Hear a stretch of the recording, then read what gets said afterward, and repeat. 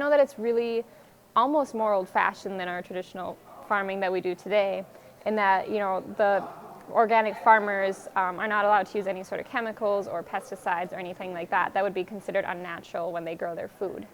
I really don't know too much about it. Organic farming affects the environment in a positive way because they use less pesticides and they use more of the natural resources that we have. And I think it really benefits the environment and just everybody as a whole in the world.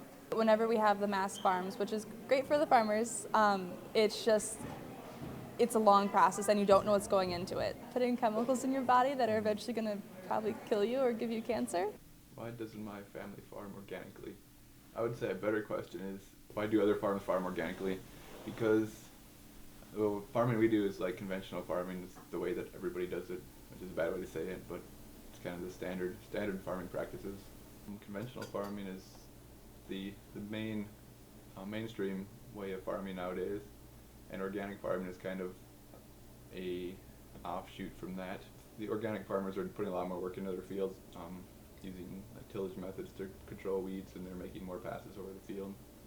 Whereas conventional farmers just spray Roundup or some herbicide in the field and kill all the weeds once, and you have a nice clean crop. Well, the differences are basically how the farmer manages the crops or the animals. So with organic farming, there's certain synthetic fertilizers and pesticides that they wouldn't use. Yeah, I mean, there could be some natural or like plant-based pesticides or herbicides that they could use, but not much synthetic ones would be allowed. Yeah. I mean, for a pesticide to be approved, like for the farmers to be able to use it for food, then they have to use it according to how it's directed, limit to certain amounts. With a organic farm, they would probably have more variety, or they would leave some of the field not farmed from the season to season.